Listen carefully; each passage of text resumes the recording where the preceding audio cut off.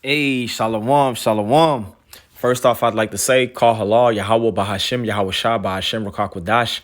I'd like to give double honors to the apostles and elders of Great Millstone who taught me. Also, would like to say peace, blessings, and salutations to the hopeful elect, the Akim that's pushing his word, and all sincerity and faith throughout the four corners of the earth. For the few sincere Akwat or sisters who believe, shalom to you as well. Just back in the spirit of another lesson, and I believe on the chat that we converse on throughout the day, Elder Yashawamba, he was saying something how work is a hindrance or work pretty much holds you back because for the most part, brothers, we're not in a position where we're unable to work to sustain ourselves. All of us have to work and put in some level of labor, trading time for money to get our daily bread, so to speak. And it is grievous because our main profession and occupation is the service of Yahweh Bashem Yahweh Shai and pushing his word.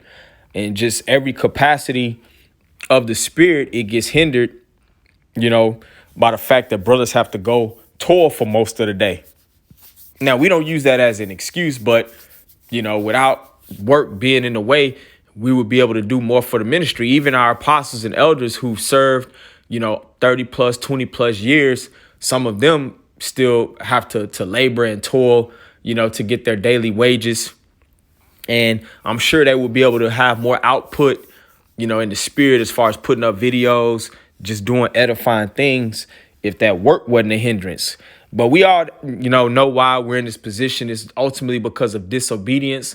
And it started back in the garden with Adam. So I just wanted to read this account in Genesis in the NLT version and just go into how we have to deal with the work trial and just in one of all things to our enemy. And it's grievous. That's one of the reasons why our spirit cries out for the Most High to put an end to Esau, Edom's rulership and establish us in the kingdom of heaven. Because in the kingdom of heaven, which is going to be on earth, we're going to be back on top in a ruling class position to where we're going to have the other nations doing the hardcore labor for us to build up our kingdom. And we're just going to be governing. But before I, ramble, I'll get to the scriptures. I'm going to start here in Genesis 3:17 in the NLT. And of course, we know that the serpent beguiled Eve to eat the forbidden fruit. And then that caused Adam to go off as well, following behind his woman when you read into the whole narrative of Genesis, the 3rd chapter. But for time's sakes and just to hit the point, I'm going to start here in the 17th verse. Genesis 3:17 in the NLT, it says, "And to the man he said, since you listened to your wife and ate from the tree whose fruit I commanded you not to eat, the ground is cursed because of you. All your life you will struggle to scratch a living from it." So the condition that plays out for the Israelite man today, it all goes back to Adam. Ultimately, it says all your life you will struggle to scratch a living from it, because a lot of us have to live paycheck to paycheck. We sometimes brothers have to struggle to make ends meet. That's just how the way it goes. Of course, there's exceptions. Some brothers may do better than others, but generally, overall, brothers have to scratch to make a living, man. They have to toil and labor. Some brothers maybe have to do a job that they don't want to do. And really, at the end of the day, it ain't no such thing as a good job. I think I heard the elder Yatazak say that years ago. It ain't no such thing as a good job. Now, of course, some brothers may have high-paying jobs, but, man, with a rulership mentality, our desire is not to have a so-called good job. Now, we're grateful and thankful to the Most High that he allows us a means to get our daily bread. But we don't want this to continue on forever, man, working and struggling to scratch a living. It says, verse 18 in Genesis 3, "It will grow thorns and thistles for you, though you will eat of its grains." So we got to struggle to scratch out a living, man. And the quality of life for most of brothers is still not top tier. Might have to work 14, 16 hours, got a side gig, part-time jobs, all of this madness just to, keep a roof over your head, to keep the rent paid and keep a little bit of food in the house. That's the state of the majority of you so-called Negroes, Latinos, and Native Americans who make up the 12 tribes of the nation of Israel. Verse 19, it says, by the sweat of your brow will you have food to eat until you return to the ground which you were made, for you were made from the dust, and to the dust you return. So it's basically saying by the sweat of your brow, by hard labor, that's the way you're going to be able to sustain yourself and have food to eat until you die. Because really, most Jakes, they work until they die. And right now with the whole Social Security system out of whack, you know, literally our people and the life expectancy is low. Our people are basically working until they die, man, especially the men of our nation. You know, you're literally working to pay bills until you die, man. But that's just the plight for the nation of Israel. But I want to point out that it all went back to Adam in the garden, following behind the woman. And of course, I got to read one of the curses when you go into Deuteronomy, the 28th chapter in the Torah, you know, one of the first 5 books of Moses. And these curses are still heavily upon the nation of Israel. Now, we're starting to come up out of these curses now that the elect is waking up to this word, and Esau, Edom's kingdom is about to be brought down and the kingdom of heaven is about to be established. But the reason why we're in this condition until this day is because of these curses. And I'm going to read this curse right here. Deuteronomy 28:47. It says, because thou servest not the Lord thy power with joyfulness and with gladness of heart for the abundance of all things, therefore shalt thou serve thine enemies. And who does that sound like? You know, this is the modern day Egypt and any other captivity that had the nation of Israel, under hardcore bondage and oppression and slavery. We were made to serve our enemies, not our friends, not our brothers. Now the nation of Esau, Edom, going back to Genesis 25, they are our wicked fraternal twin brother, but they're our enemy. It says back in verse 48, therefore thou shalt serve thine enemies, which the Lord shall send against thee in hunger and in thirst and in nakedness and in want of all things. So that's the point being made. The Most High, he's made us to serve our enemies, and we're to go to him in want of all things. So whenever we're hungry, for thirst, for nakedness, to be clothed, in all things, we have to go to our enemy, the damn devil. We have to usually take up employment, you know, with a company or a business that he may own to get wages, man, just to be able to get our daily bread and keep a roof over our head and, you know, keep clothes on our back, just the basic things, man. It says, and in one of all things, and he shall put a yoke of iron upon thy neck until he have destroyed thee. In the nation of Israel, we've just been completely broken as a people, man. The enemy, he has us completely under subjection. He has a yoke of iron upon our neck, man, you know. And even though we don't have physical shackles and chains, we're still in captivity. We're still in bondage until this day. Matter of fact, I'm going to get that in the Apocrypha real quick, which the Apocrypha, I always have to give the caveat. It is a part of the original 1611 King James Bible, man. For newcomers, you know, to the videos that may not know that. But I'm in Baruch, the 3rd chapter, in the 8th verse. It says, behold, we are yet this day in our captivity, where thou hast scattered us for a reproach and a curse, and to be subject to payments, according to all the iniquities of our fathers, which departed from the Lord our power. So even unto this day, even though we're not on the cotton field, we're not working on a plantation, even though we call these modern day jobs plantations, because it's still modern day slavery that we're having to go through. You know, even though we don't have physical shackles and chains and we're not being sold on auctioning blocks, we're still this day in our captivity, and we've been scattered according to prophecy. And it says for a reproach and a curse, and to be subject to payments. So as soon as you earn your wages, man, it seems like there's always a payment due. And now, you know, with technology and electronic funds transfer, you can make automatic payments on bills each month, man. So we're subject to payments. If you don't pay your rent, you can't have a place to stay. If you don't pay your car note, you ain't gonna have a way to get around for brothers who don't live in a metropolitan area that has a mass transit system. And this is according to all the iniquities of our forefathers, which if you believe in reincarnation, which is in the scriptures, we are our forefathers coming back. You return every third and fourth generation according to the scriptures, man.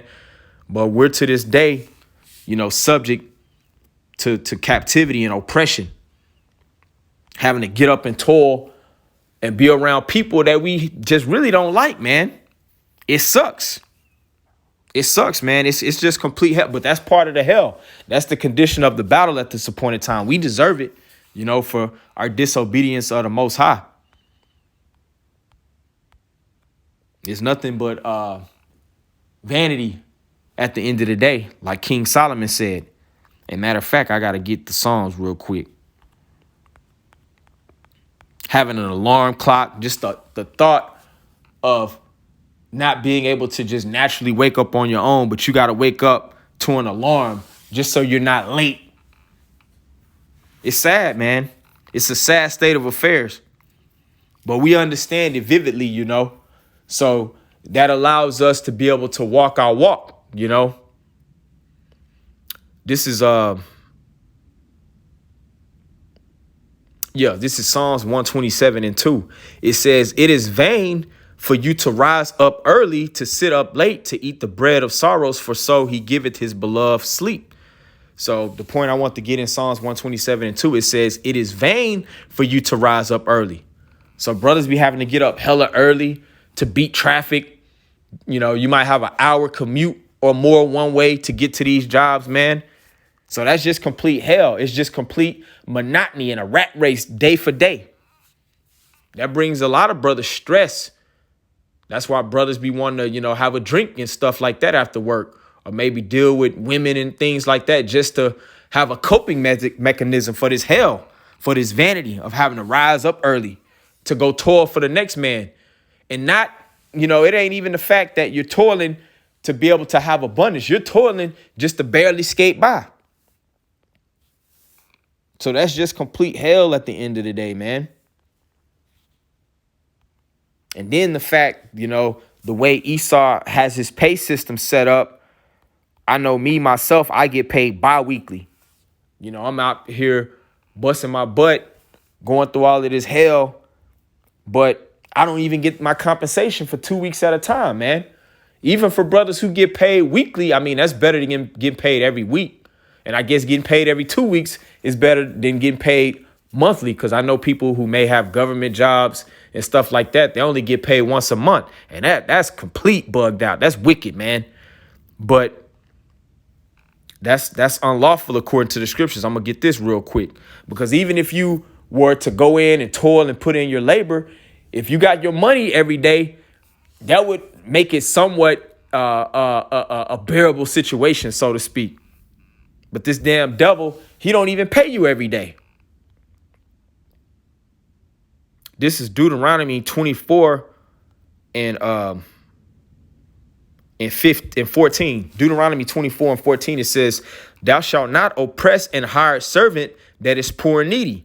And right now, the nation of Israel, collectively as a nation, I'm not talking about, exceptions to the rule. Most of us, we're the poorest nation of people on the planet, man, collectively as a nation, at least. It says, "Thou shalt not oppress an hired servant that is poor and needy, whether he be of thy brethren or of thy strangers that are in thy land within thy gates. At his day," it says, verse 15, "at his day thou shalt give him his hire. Neither shall the sun go down upon it, for he is poor, and set his heart upon it, lest he cry against thee unto the Lord, and it be said unto thee." So basically, that means that the sun is not supposed to go down before your oppressor or your employer he's supposed to pay you your wages for the day. I'll read that part again. Deuteronomy 24:15. "At his day thou shalt give him his hire," meaning his wages, his compensation, his pay. It says, "At his day thou shalt give him his hire, neither shall the sun go down upon it, for he is poor, and setteth his heart upon it." Because brothers be needing their money, man, sooner than later, man. Having to wait all that time to get paid, that can be the difference between You eating or not for some people, man. So that just shows the oppressive state that we've been put in, just going back to Adam, and then according, to the nation of Israel as a whole nation, just going off and breaking the laws of the Most High, being just hella disobedient.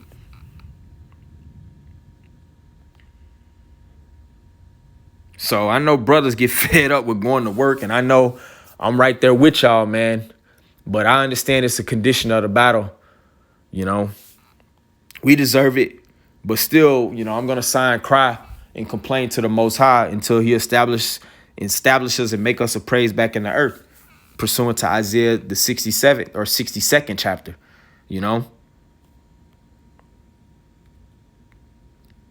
I'll read this and I'll end out the lesson. This is the book of Haggai 1 and 5. It says, "Now therefore, thus saith the Lord of hosts, consider your ways."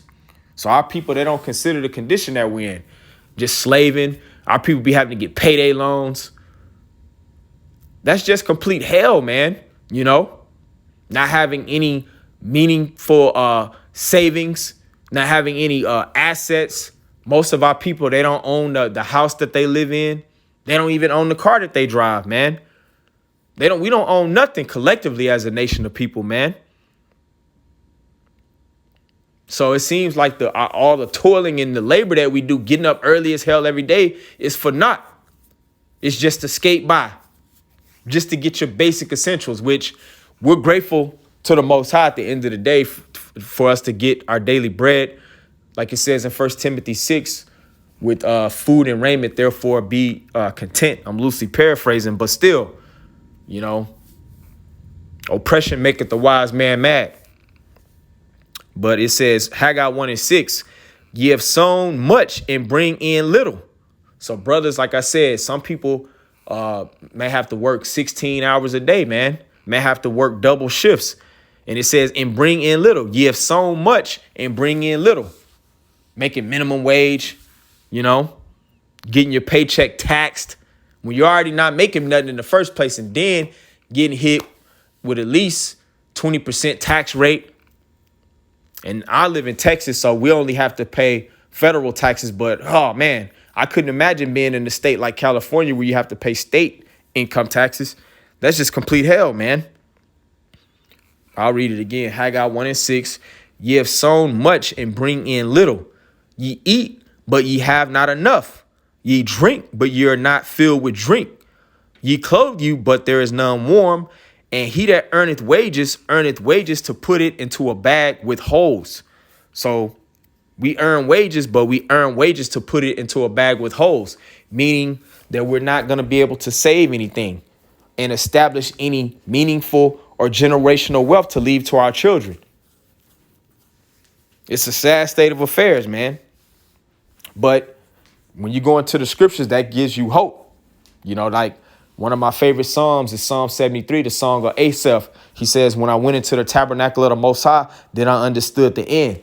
So that brings you a sense of hope and reinforces your faith so you can continue and finish your course. So with all being said, man, to hell with these jobs. Brothers that have jobs, of course, you're supposed to be working to put yourself and the body in the best position. But we know we come into a time, like it says in Ecclesiastes 12, where the grind is going to cease. But that just means that we're getting closer to prophecy being fulfilled and Great Babylon, America being destroyed, and the kingdom of heaven being established, to where we're not having to work about no job, no alarm clock, waking up early as hell, fighting traffic.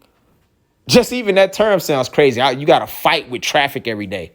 It's always just tension, man. But that's my rant on, the whole work and job situation. So with that being said, Lord willing, this edified. I want to give all praises to Yahweh, Bahashem, Yahweh Shah, Bahashem, Rukakwadash.